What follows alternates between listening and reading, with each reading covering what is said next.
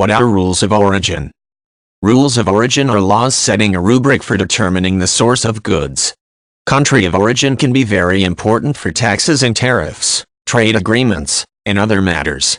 International laws cover some rules of origin, and nations may also set their own.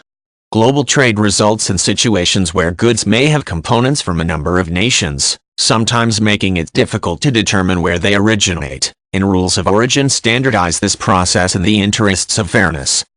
If a good was wholly manufactured, grown, or produced in one nation, that nation is the product's origin. Corn grown in Mexico, for example, is Mexican in origin under the law. Products often undergo several transformations before they reach the open market, however. Thus, rules of origin usually stipulate that the nation where a last substantial transformation occurred, converting the good into an entirely new product, is the good's nation of origin. If the Mexican corn is shipped across the United States border and ground into flour, this is a substantial transformation, and the United States is the new country of origin. Some nations have a different method, looking not at substantial transformations, but added value. In these nations, the history of components as they move across borders is important.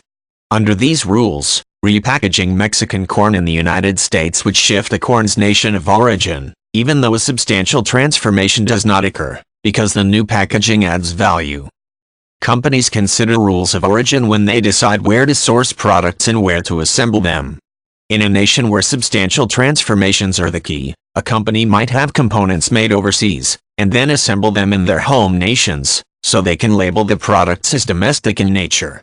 This can help companies avoid import taxes and tariffs for finished products. It also prevents companies from running afoul of import quotas and other limits.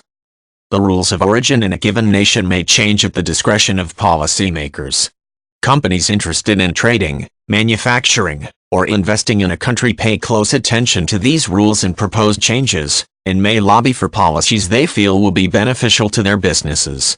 Governments generally want to promote growth of domestic business while not snubbing trading partners, and they sometimes have to walk a fine line with trading regulations to keep parties with conflicting and diverse interests happy.